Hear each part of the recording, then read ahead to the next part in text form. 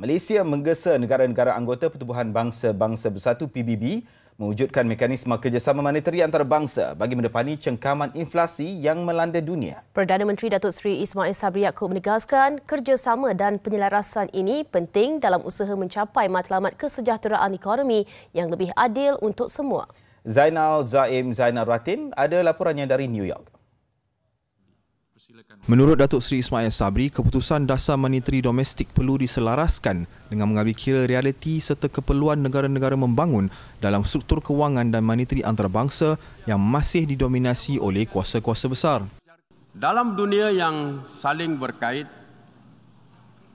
dasar dan keputusan sesetengah negara mampu memberi kesan kepada negara lain. Misalnya, dalam mendepani cengkaman inflasi yang melanda dunia, dasar moneteri dan penetapan kadar faedah oleh sesebuah negara turut memberikan impak kepada negara-negara lain. Beliau berkata demikian ketika menyampaikan kenyataan negara di Perhimpunan Agung PBB ke-77 di New York, Amerika Syarikat. Tambah Perdana Menteri, mekanisme kerjasama moneteri antarabangsa akan menjadi penanda aras baru dalam membina sistem yang lebih efektif, adil serta mampu mengimbangi keperluan pembangunan sejagat.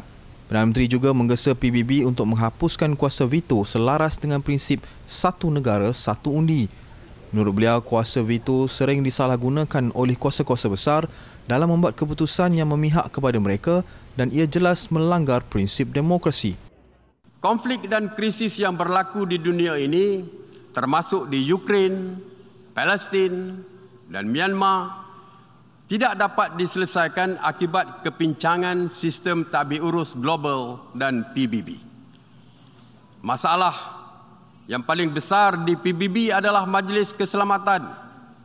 Kuasa veto seringkali disalahgunakan untuk memihak kepada kuasa dunia yang memilikinya. Ia tidak demokratik dan melanggar prinsip asas demokrasi.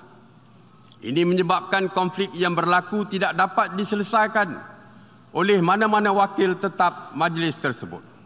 Beliau berkata sebagai pertumbuhan yang membawa semangat dan lambang demokrasi kepada dunia, PBB perlu kembali kepada landasan penubuhannya. Majlis Keselamatan PBB dianggotai 5 negara kuasa besar iaitu China, Amerika Syarikat, Perancis, Rusia serta United Kingdom sebagai anggota tetap yang mempunyai kuasa veto dan 10 negara bukan anggota tetap.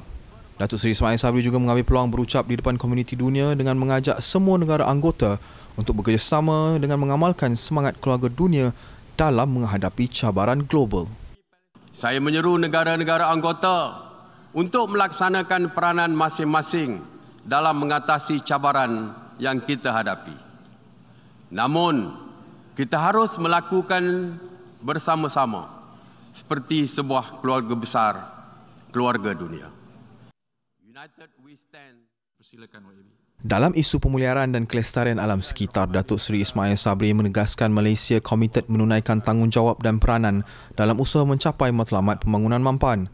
Hakikatnya, beliau berkata teknologi baru menjadi penggalak kepada sesebuah negara untuk beralih kepada tenaga boleh diperbarui. Namun katanya teknologi baru ini perlu bersifat mampu milik oleh negara-negara membangun.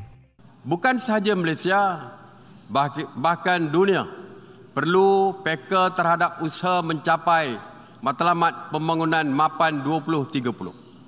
Sehubungan dengan itu, Malaysia mengalu-alukan penganjuran Forum Politik Peringkat Tertinggi berkaitan pembangunan mapan ataupun HLPF pada tahun hadapan. Usaha ini tepat pada masanya kerana ia memberi peluang kepada kita untuk melihat semula apa yang telah dicapai dan apa yang boleh ditambah baik demi kebaikan keluarga dunia. Dalam kenyataan negaranya juga, Datuk Seri Ismail Sabri menzahirkan kekecewaan Malaysia dengan peranan yang dimainkan oleh Majlis Keselamatan PBB dalam menangani krisis di Myanmar. Ujar beliau tindakan yang lebih proaktif harus diambil oleh PBB dalam memastikan nasib rakyat Myanmar dapat dibela. Amat mendukacitakan apabila Majlis Keselamatan tidak mengambil sebarang tindakan serius dalam menangani situasi ini.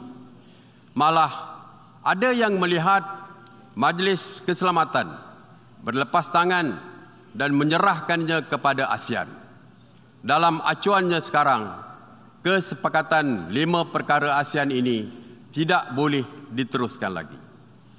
Justru kesepakatan ini perlu diberi nafas baru. Datuk Seri Ismail Sabri berkata krisis politik di Myanmar telah memburukkan keadaan berjuta pelarian negara itu, termasuklah pelarian etnik Rohingya. Justru beliau menggesa semua negara anggota PBB mengambil tindakan segera dalam mengenal pasti dan menangani punca utama krisis ini. Setakat ini Malaysia menerima lebih 200,000 pelarian Rohingya. Memetik kenyataan negara Datuk Seri Ismail Sabri Yaakob di persidangan PBB ke-77 ini, beliau menyeru semua negara anggota memainkan peranan masing-masing dalam mengatasi cabaran. Namun, usaha ini harus dilakukan dalam konsep keluarga dunia. Ini menggambarkan pendirian teguh Malaysia yang mahukan setiap konflik, peperangan, perubahan iklim maupun ekonomi diselesaikan dalam semangat ukhuwah kekeluargaan. Malaysia akan terus memberi komitmen sepenuhnya. Saya Zaim Zainaratin bersama juru kamera Rahman Kusaini, New York.